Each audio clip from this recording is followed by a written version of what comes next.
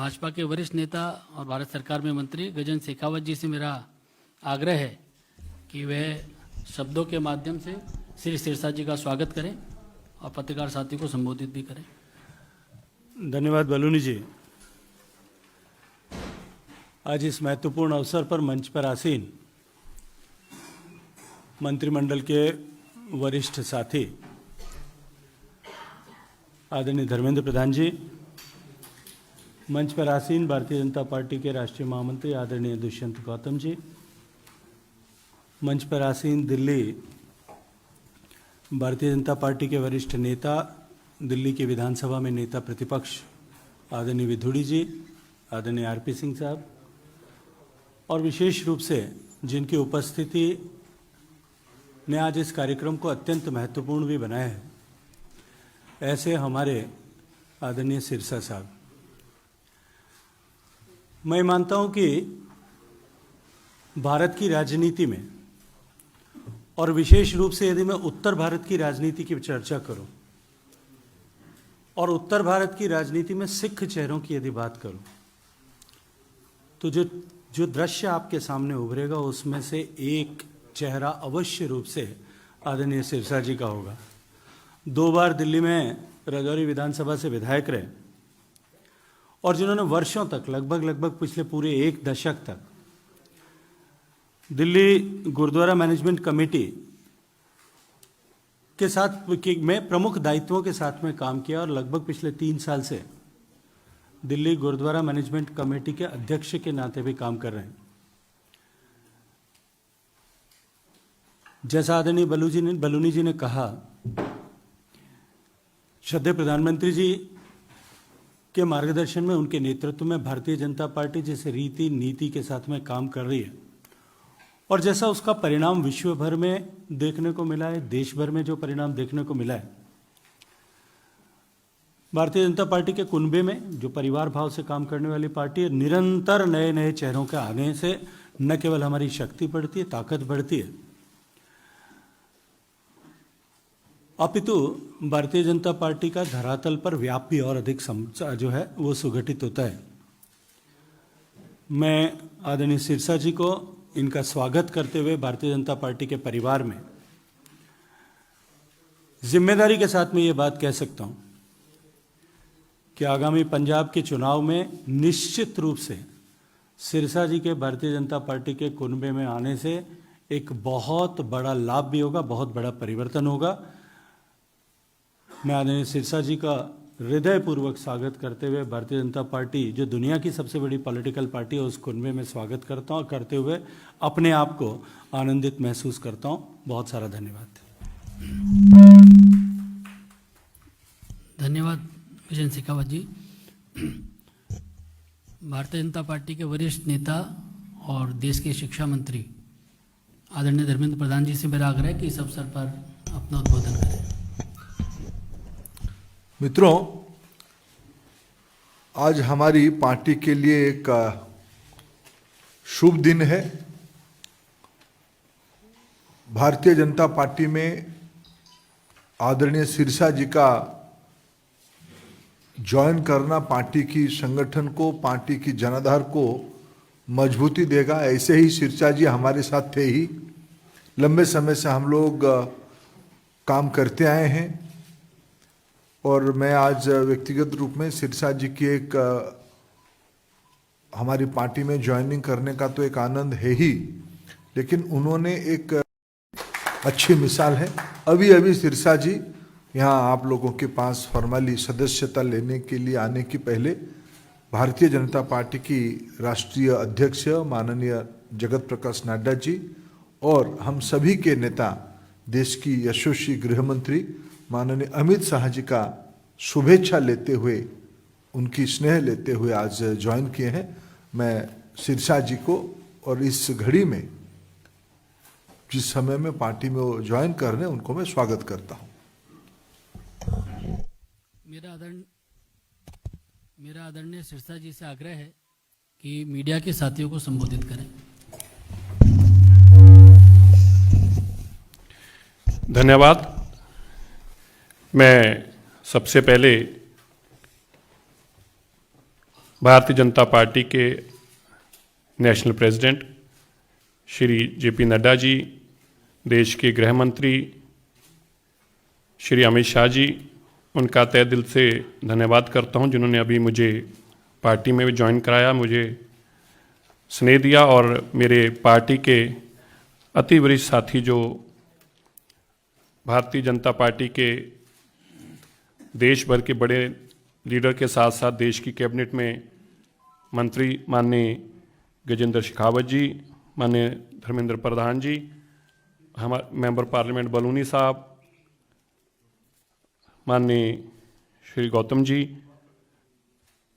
रामवीर बधूड़ी साहब, सारा आरपी सिंह जी,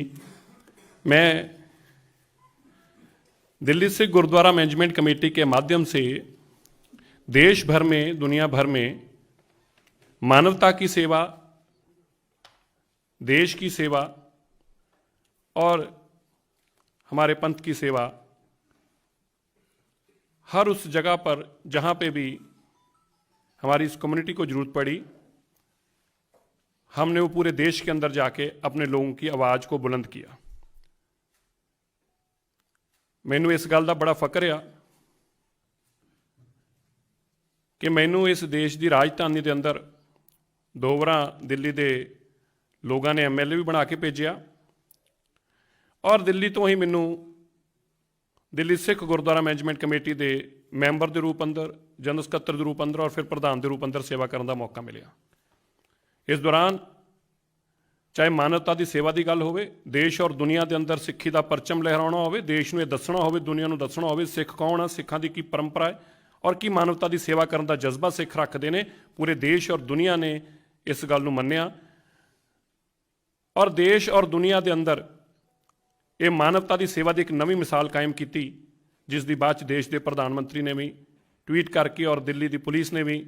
सारे गुरु घरां की आराधना करते हुए धन्यवाद किया। अज श्रोमणी अकाली दल के लंबे समय तक भारतीय जनता पार्टी के नाल अलायंस पार्टनर रूप च रहे और देश के अंदर जदों भी कोई सिख मुद्दा, कोई पंजाबीयत की गल का मसला खड़ा हुंदा सी ते साडी भाईचारक साँझ जिहड़ी सी जिस पार्टी नाल सी, उहदे माध्यम तो हमेशा ही इस लड़ाई नूं लड़ते आए। पर अज जो साडे देश के अंदर सिख ने, वो भावें कन्याकुमारी तो लैके कश्मीर तक होण, हरेक दे बहुत सारे मुद्दे खड़े ने और उन्हां मुद्दिआं दे हल दे वास्ते जदों असीं किसी की आवाज़ बुलंद करदे, कोई आवाज़ चुकदे हां, तो सब तो पहलां जरूरत पैंदी आ वो सरकार दी जिहड़े मसले हल कर सकदी आ। मैं अज क्योंकि हमेशा ही सिख मुद्दों के उत्ते अपनी आवाज़ नूं बुलंद रखिया है, मैं जदों देश के गृह मंत्री श्री अमित शाह जी नूं देश भर के सिखां के कुछ मसलों के उत्ते गलबात की, मैनूं इस गल की बड़ी प्रसन्नता हुई, बड़ी खुशी हुई कि ना केवल उन्होंने बल्कि उन्होंने देश के प्रधानमंत्री नाल भी गल करा के इस गल नूं कहा कि मैं ये सारे मसले असीं हल करना चाहुंदे हां। असीं चाहुंदे हां कि जिहड़ी साडी सब तो देश का गौरवमयी कौम आ सिख कौम, जिस दे उत्ते पूरी दुनिया नूं माण आ, सानूं भी माण आ, इन्हां दा हर मसला हल होना चाहिए। और मैं अज सब तो पहला दिल्ली सिख गुरुद्वारा मैनेजमेंट कमेटी तो अपने आप नूं मुक्त किया, क्योंकि उत्थे भी मैनूं बहुत माण मिले और मैं नहीं चाहुंदा सी कि संदेश ये जाए कि शायद दिल्ली सिख गुरुद्वारा मैनेजमेंट कमेटी की प्रधानगी बचाउण लई या कुर्सियां बचाउण वास्ते मैं ये पार्टी को ज्वाइन कर रहा, पर मैं समर्पित होकर अपनी कौम के पिछे, अपनी कम्युनिटी की गल वास्ते, क्योंकि देश के अंदर 70 साल तो जिहड़े मुद्दे अज भी खड़े ने, भावें वो डोंगमार गुरुद्वारा सिक्के मंदिर होवे, भावें वो शिलोंग के सिखां का मसला होवे या श्रीनगर के कश्मीर के जम्मू कश्मीर के सिखां का मसला होवे, जिथे उन्होंने अज तक नौकरियां च रिजर्वेशन नहीं मिले, उन्होंने हक नहीं मिले, या मध्य प्रदेश के अंदर सिकली कर सिखां का मसला होवे या आसाम के आसामी सिखां का मसला होवे, या गुरु तेग बहादुर साहब जी महाराज और गुरु नानक देव पातशाह जी के वड्डे समागम करके देश और दुनिया को उन्होंने सोच और उन्होंने मानवता के प्रति सेवावां की जानकारी देनी होवे। मैं ये सारियां गल्लां